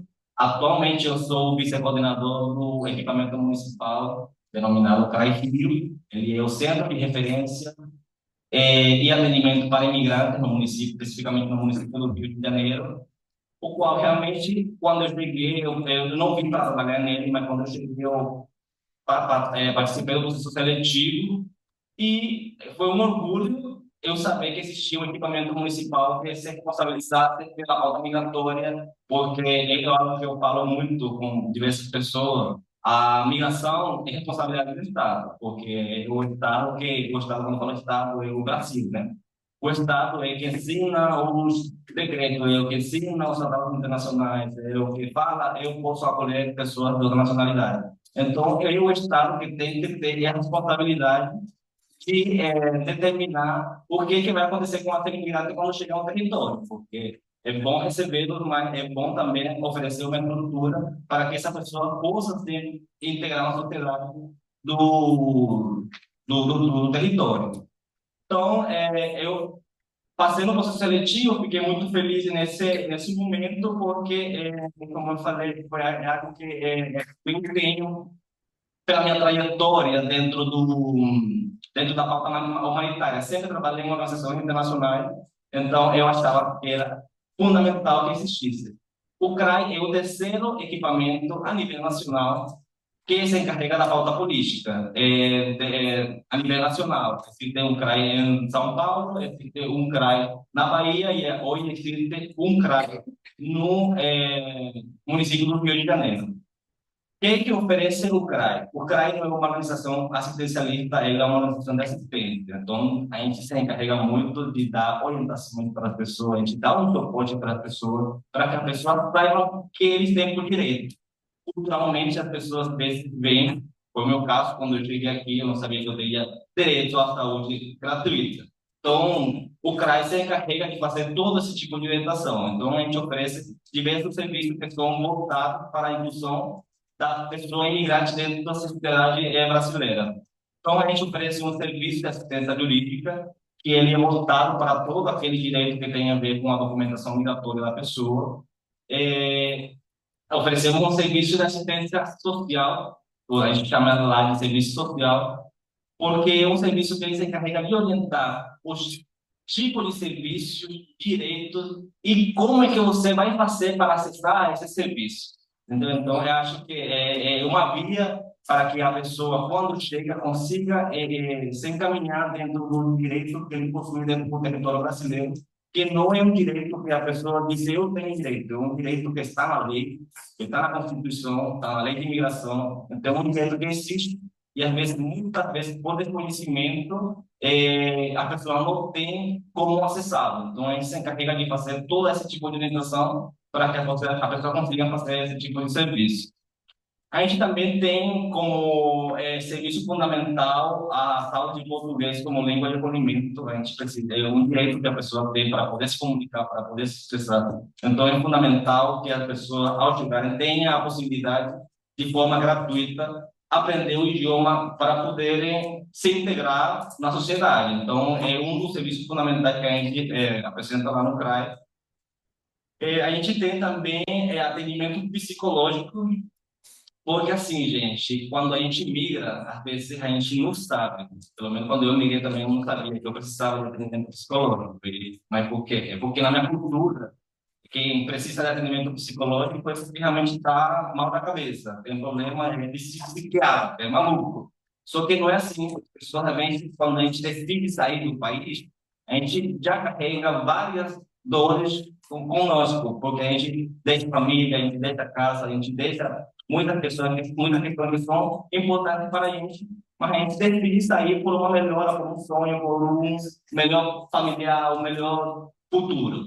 Então, a gente oferece esse serviço de forma gratuita para que as pessoas possam ter a possibilidade de liberar essa dor, ou pelo menos eles saberem como encaminhar essa dor para que não fiquem atrapados nessa dor e possam continuar com sua vida dentro do território e consigam se incluir na sociedade brasileira para entender tanto sua cultura e também para entender a cultura onde nós chegamos recentemente. A gente também tem uma sala de inclusão digital, onde eles contam com um monitor que ajuda na realização de currículo, as pessoas participam de alguma aula de pacote office, que são ferramentas importantes para ter experiência laboral, que possa inserir dentro do âmbito laboral. Também tem a possibilidade de se comunicar, se a pessoa simplesmente quer ter a oportunidade de dela ser, então realmente ele tem a oportunidade de ir lá na sala de inclusão digital e simplesmente ficar para se comunicar com o familiar. O CRAE é uma organização, é um equipamento, como eu já falei, ele é um equipamento municipal, ele recentemente, ele nasceu, bem recente, nasceu no janeiro de 2023, e ele é atrelado, ele é vinculado diretamente à Secretaria Especial da Cidadania, e ele já sofreu várias transições. Inicialmente, ele pertenceu ao equipamento a uma organização internacional chamada Corresponse, e hoje ela pertence a uma organização de sociedade civil chamada Inova Rio. Ela passou um tempo também diretamente vinculada à secretaria, não tinha nenhuma organização em cogestão, mas hoje já faz parte da cogestão. Inicialmente, com a Corresponse, o CRAE ele contava com abrigamento, que era um dos atendimentos fundamentais para a população imigrante. Na atualidade, a gente não conta com esse tipo de serviço, porque a COR ela contava com recurso próprio. E hoje a gente conta com recurso da prefeitura. Então, por esse motivo, a gente não conta hoje com o abrigamento. Eu trouxe aqui vários desafios, a gente tinha conversado sobre isso, então a gente trouxe vários desafios que, para mim, são fundamentais. Primeiro, o espaço de acolhimento, porque, sim, o município e o estado do Rio de Janeiro têm diversos espaços de acolhimento, e não é porque tenha que ser um específico para a população imigrante, mas precisa ser um que tenha profissionais técnicos capacitados para atender essa população, que consiga entender de que as pessoas imigrantes refugiadas ele precisa de um entendimento da vulnerabilidade e necessidade. Hoje, na atualidade, os equipamentos não contam com essa expertise e estão tratados iguais com pessoas que são moradores de rua, que também têm infinidade de vulnerabilidade, e essa diferença entre a vulnerabilidade tem um choque e deixa em risco a população imigrante. Então, por isso, eu acho que é fundamental. O reconhecimento da importância da interculturalidade, eu acho que também acontece muito nos equipamentos. A lei diz que a pessoa tem direito, a lei diz que tem isso, mas muitos funcionários que levam na prática a realização e garantia desse direito desconhecem a importância de que esse imigrante não está só ocupando um espaço, senão que ele também está trazendo consigo importância, está trazendo consigo conhecimento que vai apostar no desenvolvimento da sociedade brasileira. E às vezes as pessoas migrantes também sofrem discriminação e xenofobia, lamentavelmente, por funcionários do equipamento público. Eu tenho aqui, só para mencionar um pouco sobre a boa prática, eu acho que o CRAI é uma boa prática, sim, é um avanço. O CRAI não é perfeito, mas é um avanço dentro da política pública e é algo que a gente, todos nós que estamos dentro da pauta, precisamos lutar para que continue se mantendo dentro do funcionamento e não seja continuado nenhum tipo de política pública em desmelhorar a população imigrante. Então, é fundamental que a política pública ela vá crescendo, que vão crescendo, não vão diminuindo. Então, é fundamental que isso continue se mantendo. Temos o Portal de Direito, que é fundamental também, porque é um evento que ele divulga a população imigrante e ainda assim ele garante o direito que a pessoa tem dentro do território brasileiro. Agora, sobre os caminhos a perseguir, eu acho que é fundamental, como eu já falei, dar continuidade com a política pública. A sociedade ela vai crescendo, ela vai se atualizando. A política pública tem que ir se atualizando e adaptando com a realidade com o transcorrer do tempo. Acho que é fundamental incentivar e garantir que os equipamentos e instituições públicas garantam acesso ao direito das pessoas, seja por meio de capacitação, sensibilizações, ou como a Eliane comentou acá, é fundamental que se uma organização não tem o conhecimento, ele se adentre dentro da rede para que possa garantir o direito por meio do equipamento que tenha o conhecimento na pauta. E outro ponto que eu acho que é fundamental, que a gente tem que criar oportunidades que sejam acessíveis, porque sim, existem muitas oportunidades, existem muitos serviços, existem muitos direitos que às vezes não são acessíveis para a população imigrante. Então, a gente tem que garantir esse tipo de oportunidade. Vou finalizar com uma reflexão que eu encontrei na internet a ser interessante. Fala que ele se titula Eu Sou Imigrante. Ela disse o seguinte: sou imigrante, deixei minha família, deixei minha casa, meus amigos. Não vim para roubar teus direitos, vim para acrescentar na sociedade. Vim para mostrar meu conhecimento e vim para alcançar meu sonho que no meu país não tive oportunidade. Muito obrigado, pessoal, e é isso.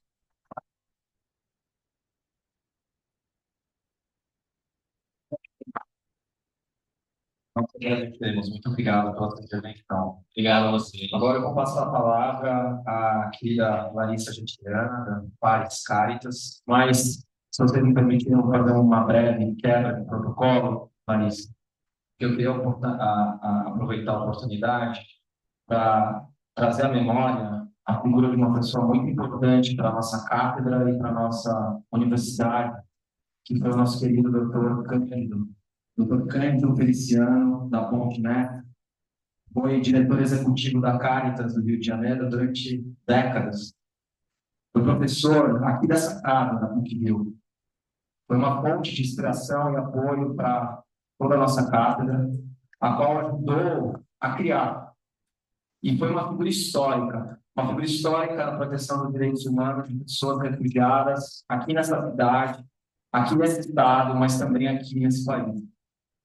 Há décadas ele esteve à frente da Caritas, né?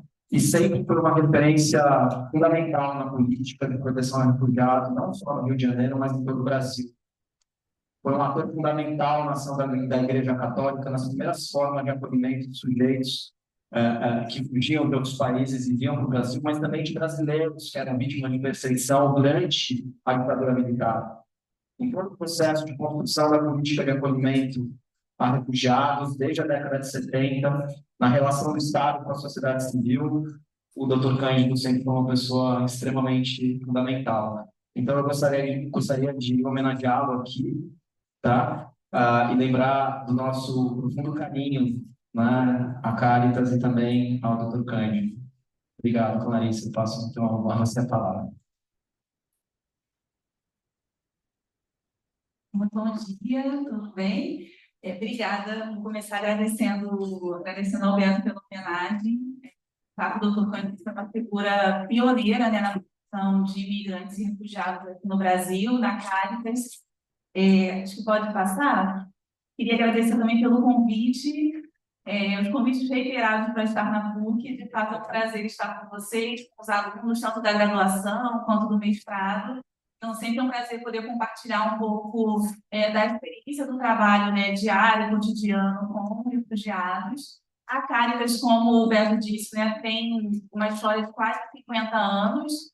O doutor Cândido iniciou esse trabalho ainda nos anos 70 e foi a primeira organização da sociedade civil a acolher refugiados no Brasil. Continuamos fazendo esse trabalho desde então. Estivemos implicados, por exemplo, na construção da Lei de Refúgio. Inclusive, temos no nosso arquivo, né, rascunhos da Lei de Refúgio emendada, com, enfim, sugestões. Acho que a Caritas de São Paulo também tem esses rascunhos.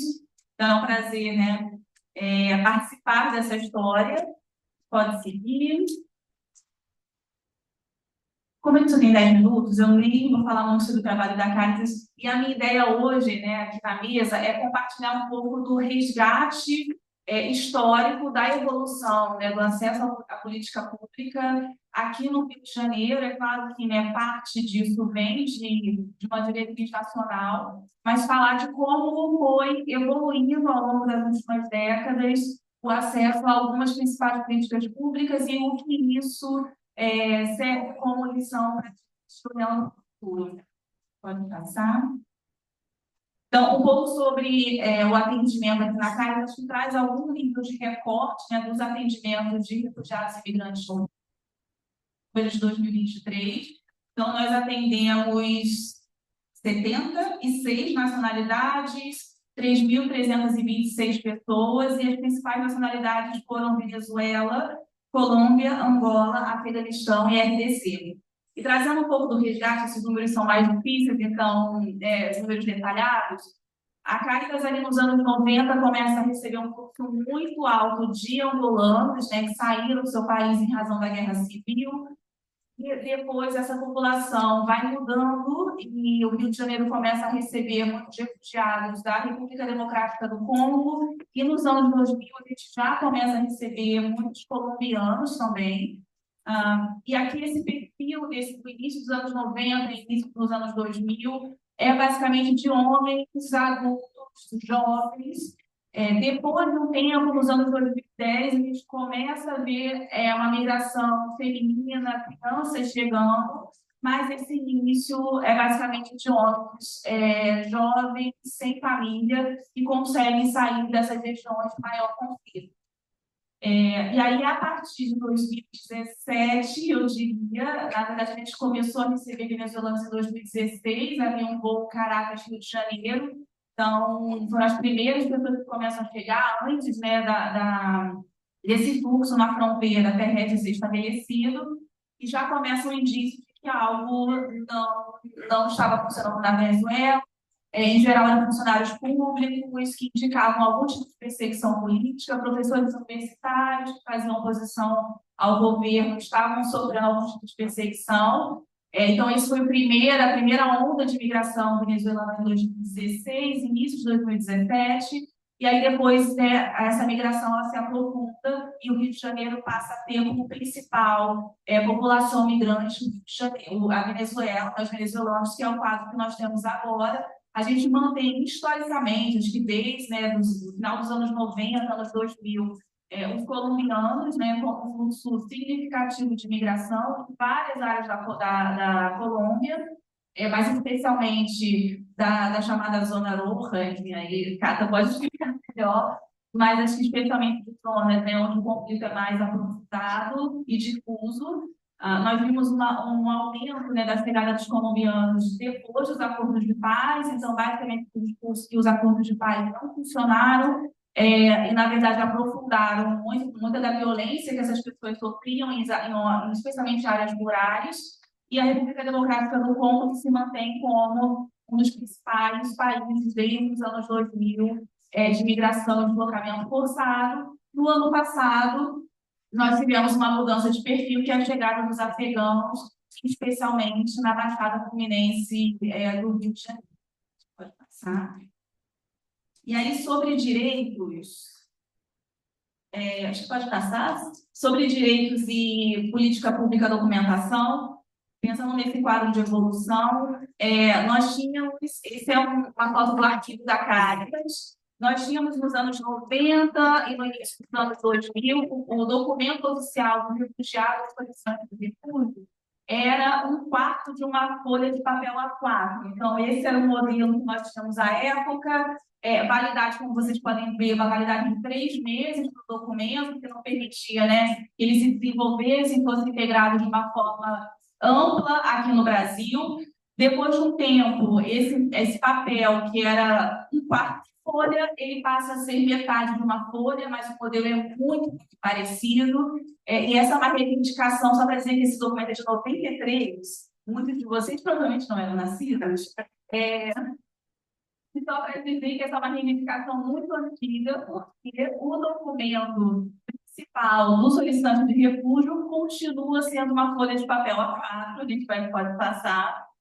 Então, 30 anos depois, nós evoluímos muito pouco no que se trata de documentação para solicitantes de refúgio. A gente tem no primeiro quadro o protocolo do pedido, que é emitido por um sistema SEI, na metade, no meio, o protocolo de pedido de refúgio atual, que é emitido pelo Cisconari. O que eles fizeram foi dar uma forma de carteira. Isso é uma folha de papel A4, mas eles dão uma forma de carteira que a pessoa consegue recortar e fingir que é um documento parecido com RG. Em 2018, houve a publicação de um decreto para que houvesse a confecção e emissão do DPRM, o Documento Provisório de Registro Nacional Migratório, que é o documento, bem, à minha esquerda, mas à direita de vocês, que já é, então, uma carteira plastificada e que facilitaria a integração do solicitante de refúgio. Esse decreto, apesar de ser de 2018, não foi implementado completamente no Rio de Janeiro. Então, nós temos a unidade da capital e de Niterói emite o DPRM, mas a unidade de Nova Iguaçu, que é responsável por toda a Baixada Fluminense, não emite. Então, não há nenhuma uniformidade na emissão dos documentos para o solicitante de refúgio no estado do Rio de Janeiro, que é absolutamente preocupante. Então, nós temos solicitante de refúgio da capital, que tem o DPRM, isso facilita abrir conta no banco, o Nubank, né, acaba, por exemplo, reconhecendo porque é um RNM, eles conseguem trabalho muito mais facilmente.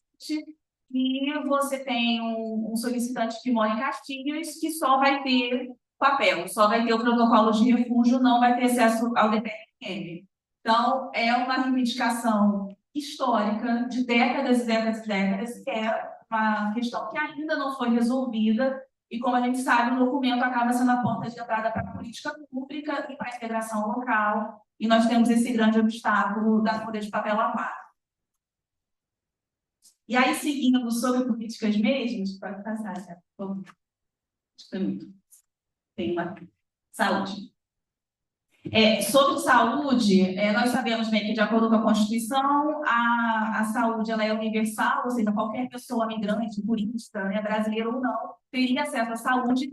O que acontecia até alguns anos, não muitos anos atrás, então estou falando de 30 anos, mas assim, em 2010, por exemplo, é que os refugiados só tinham acesso à saúde se houvesse, né, no estado do Rio, se houvesse um encaminhamento específico da Caritas.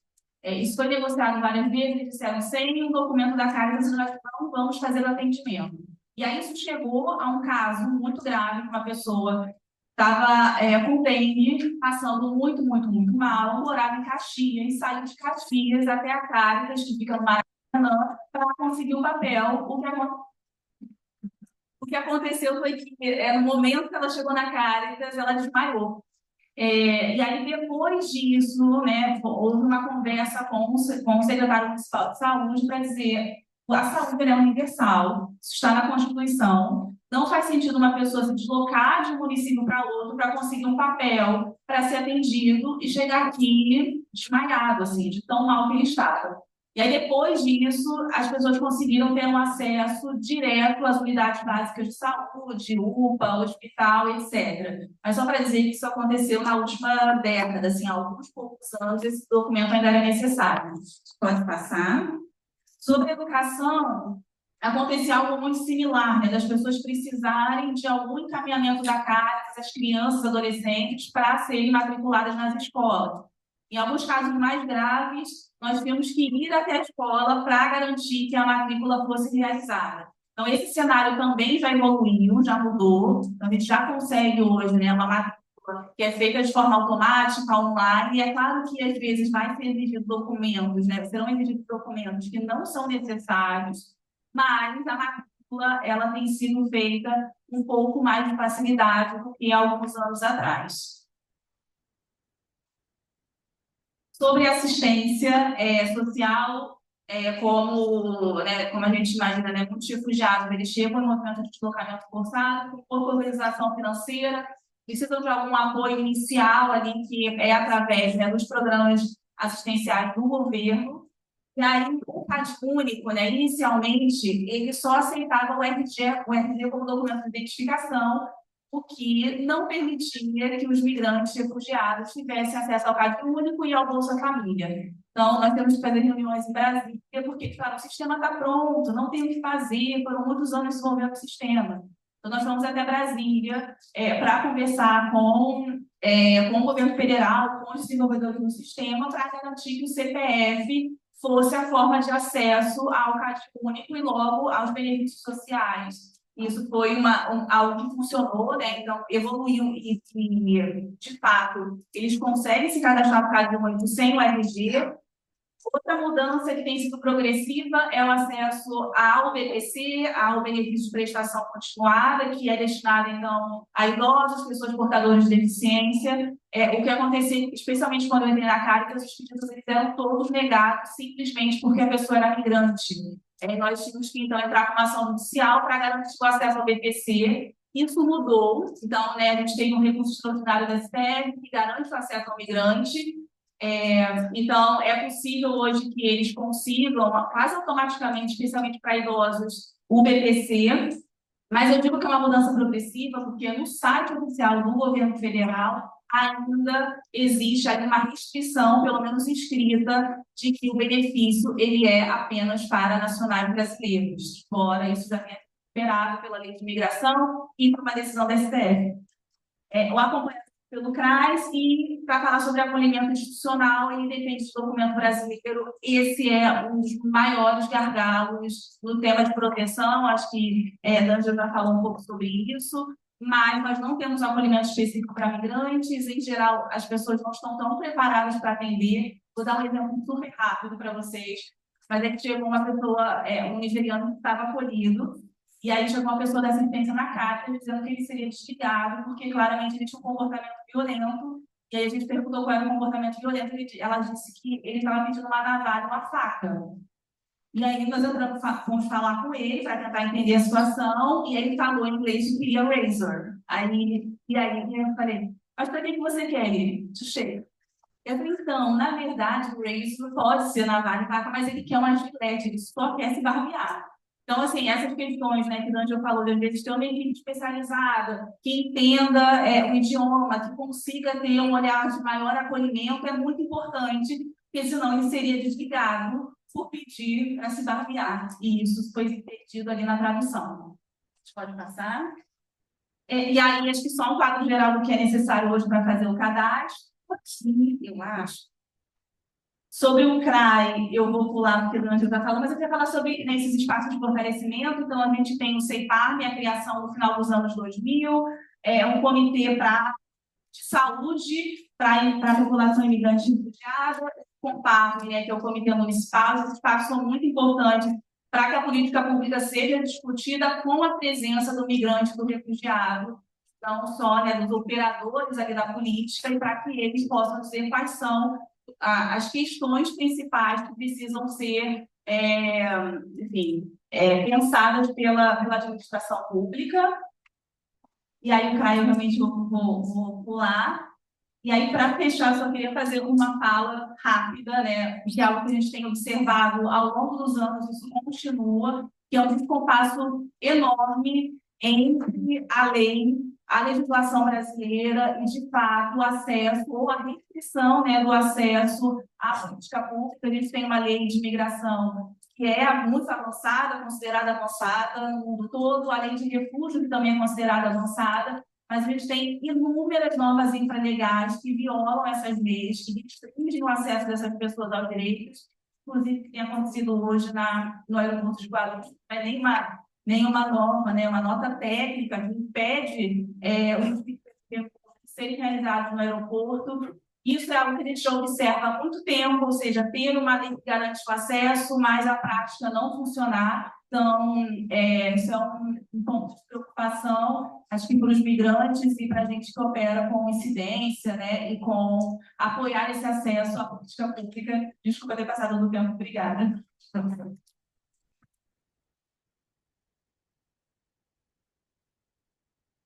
Obrigado, obrigado pela intervenção. E agora eu passo então a palavra para o nosso querido William Lauriano Lacchino. Boa tarde, já passamos meio-dia, não sei ainda. Já está ficando boa tarde.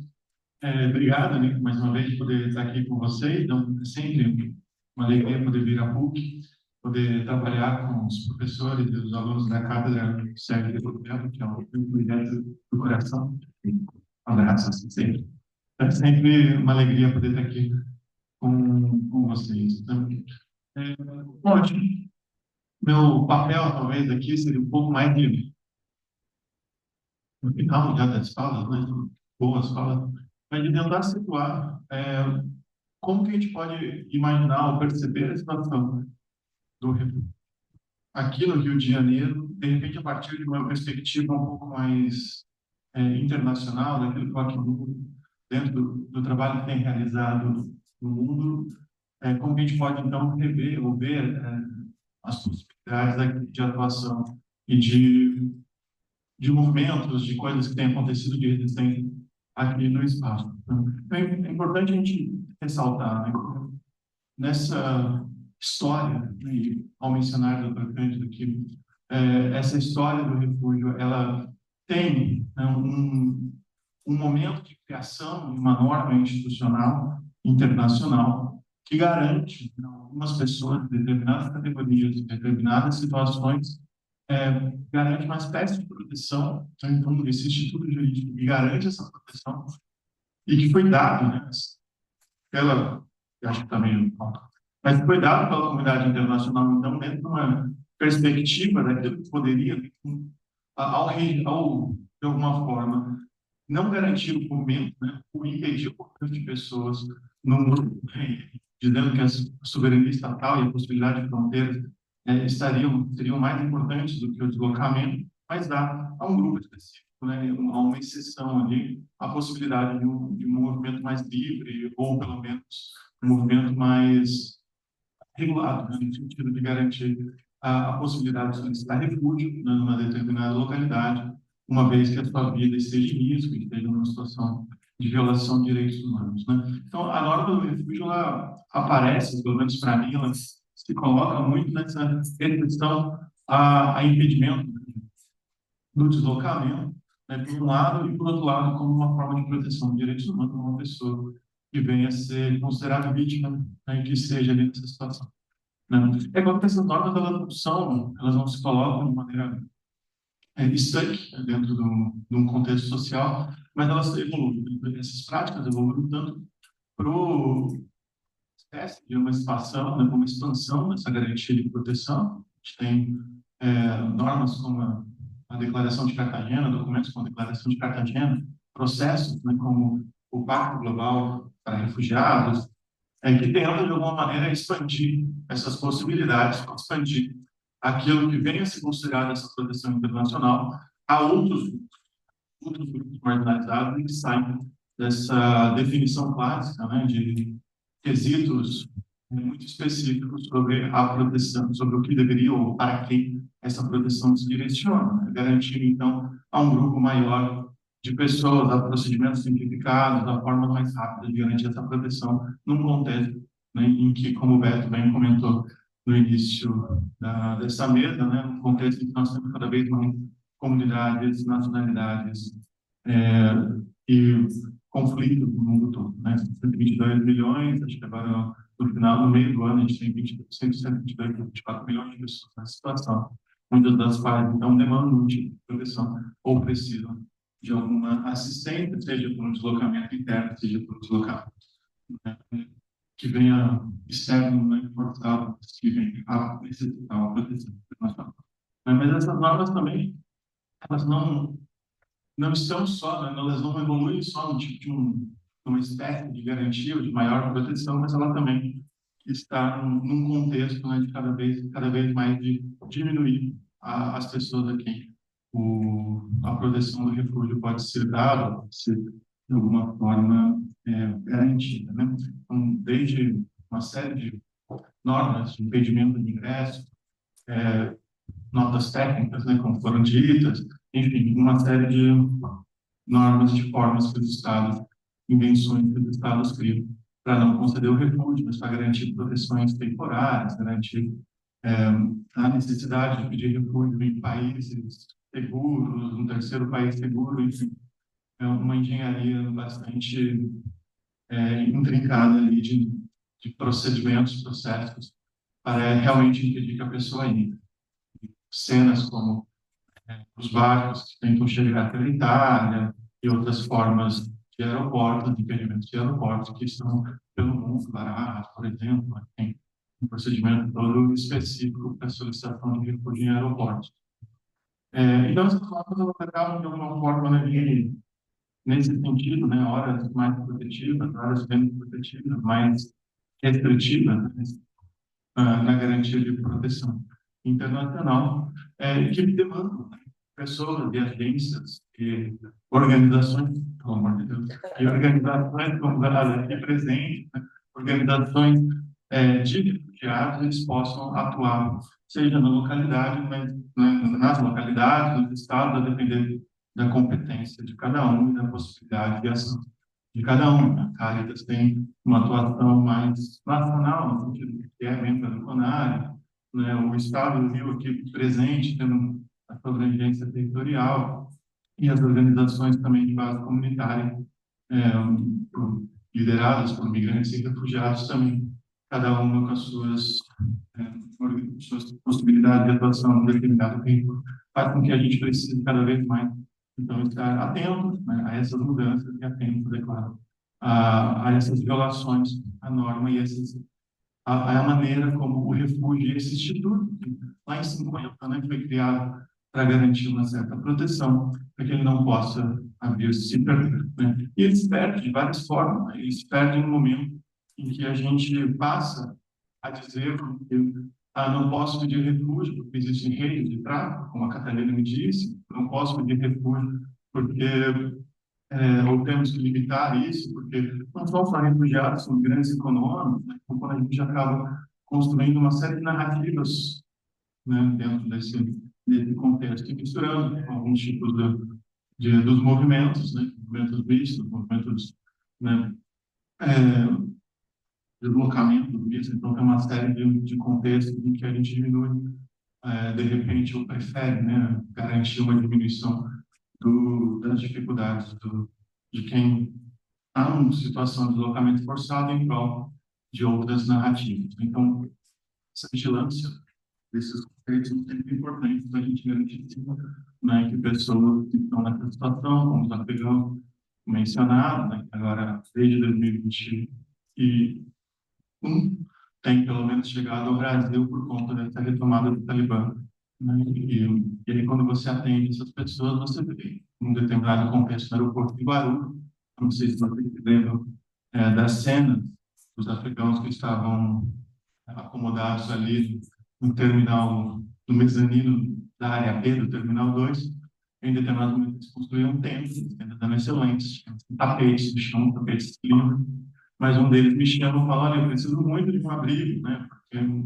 eu estou aqui há muitos dias, a gente sofreu perseguição no país, Tudo bem, mas que tipo de perseguição? Não vem nem perguntar, ele me pega a mãe que estava lá deitada num canto e puxa a calça dela para baixo, a perna dela estava toda machucada, porque o Talibã tinha jogado água quente na coxa de uma senhora de 60 anos de idade, e muito dificilmente era uma líder ali do movimento revolucionário contrário ao Talibã. Então, a senhora que estava lá. E da mesma forma, a irmã sofreu coronhada de uma arma, tinha foto de tudo isso, né? E até mais. Então, a proteção dessas pessoas ainda é necessária, né? E essa atuação acaba sendo importante, garantir o que a solicitação da condição de refugiado, que a proteção do asilo possam ser garantida. Enfim, tudo isso para dizer que, né, precisa ser sempre vigilante mesmo aqui na nossa localidade, mesmo com todos os avanços que a lei brasileira pode ter nos trazido em termos de política, criação de políticas, é sempre importante que a gente possa estar nesse contexto observando como que essas políticas ocorrem, como que a implementação dessas políticas estão se dando, né?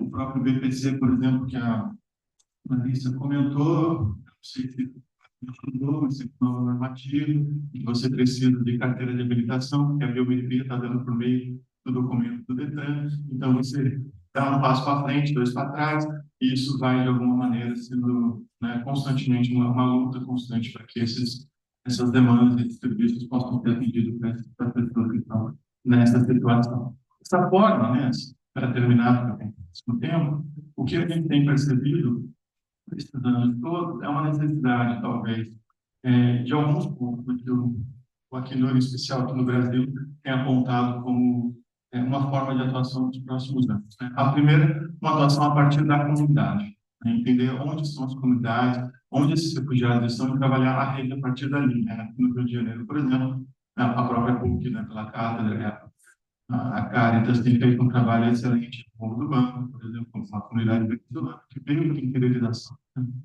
Então, cada vez mais entenderam onde eles estão, em que lugar que essas comunidades elas se encontram, né? Se é Nova Iguaçu, se é Maricá, onde você tem organizações de refugiados ali bem estabelecidas, né? E como que a gente pode fortalecer essas comunidades, né? Como garantir que a integração dessas pessoas seja de qualidade, né? Então, se eu tenho um processo de interiorização de venezuelanos de Pacaraima, Boa Vista e Manaus para outros municípios, né, como foi feito nos últimos 6 anos, como hoje eu consigo garantir que essa integração seja de fato de qualidade, não seja muitas vezes para batedouros, seja para empregos ou subempregos, né? Mas como garantir que de fato essas pessoas que estão no território possam ter empregos dignos, com salário digno, né? Pensar muitas vezes também na implementação, acho que a gente já falou, mas sair do momento de criação de políticas públicas, mas entender e conseguir visualizar como que as políticas públicas estão sendo implementadas de fato, né?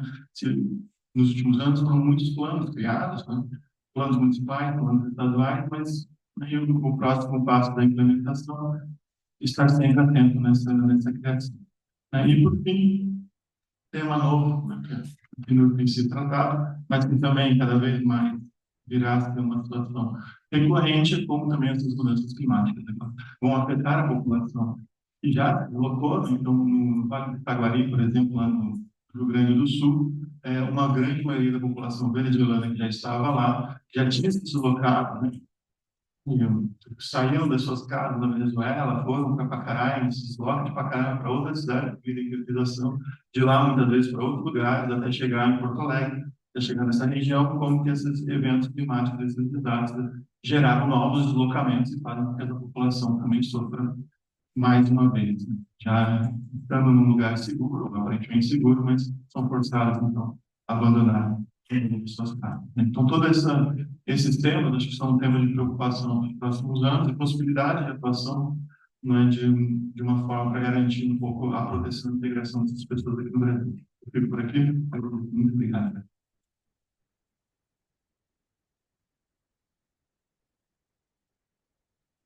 Eu e nós que agradecemos, William, assim como todas as convidadas e convidados. Muito, infelizmente, eu temo que a gente hoje não vai poder abrir para fazer questões, porque a gente tem que terminar às 13 horas. Muitos dos alunos têm outros minicursos e existem outros compromissos que terão que ser respeitados, inclusive aqui nesse ambiente. Então, peço desculpas por isso. Né? Hoje a gente teve a mesa de abertura, que tomou um pouco mais de tempo, mas eu queria aproveitar para concluir essa primeira mesa, para lembrá-los que amanhã nós teremos uma segunda mesa exatamente sobre esse tema, com novas convidadas e convidados, para continuar esse debate. E certamente amanhã teremos mais tempo, e aí sim abriremos para discutir todas essas questões. Lembrar também que na sexta-feira nós teremos uma mesa com minhas queridas colegas da cátedra, cujo tema central na sexta-feira será questionando a xenofobia, o racismo, a imunização e outras formas de violência contra migrantes e refúgios. Eu também gostaria, antes de terminar, de chamar a atenção de todas e todos aqui que na segunda-feira da semana que vem, às 17 horas, a PUC, liderada pelo Departamento de Artes e Design, vai lançar um evento extremamente importante chamado Corredor Cultural, com inúmeras intervenções culturais ao longo de toda a semana, inclusive com a participação de queridas colegas e amigas migrantes e refugiadas, né, dos sabores do mundo, e artesãos que vão participar da Feira de Artesanato. Então, eu convido todas e todos vocês a participarem, a prestigiarem, a divulgarem esses eventos, né? E, sobretudo, irem experimentar as delícias que vão ser oferecidas por diferentes culinárias, né, que vão ser trazidas por esses colegas migrantes e refugiados dos sabores do mundo. Então, eu faço aqui esse convite para que vocês, a partir da segunda-feira, às 5 horas da tarde, olhem o campus e as diferentes intervenções culturais que vão estar acontecendo. Tá bom? Isso, fica a semana inteira, a semana toda da semana que vem, né? Começa na segunda e vai até sexta, das 9 da manhã até o final do dia, com exceção da segunda-feira, que começa apenas às 5 horas da tarde. Assim quiser jantar, comer um lanche, a partir das 5, por favor, sejam bem-vindos e bem. Então, para encerrar essa primeira mesa, eu queria novamente agradecer. Eu vou chamar minhas queridas amigas e colegas, pessoas que são referências para mim no trabalho aqui com migrantes e refugiados no Rio e no Brasil. Então, Larissa, muito obrigado. Danja, muito obrigado. Carta, muito obrigado. Eliane, muito obrigado. Ida, mais uma vez, muito obrigado. E, claro, agradecer a presença de todos e todas vocês. E tenhamos aí um ótimo seminário e que todos nós tenhamos também um resto de semana muito bom. A gente se vê, então, amanhã. Muito obrigado a todos e todas.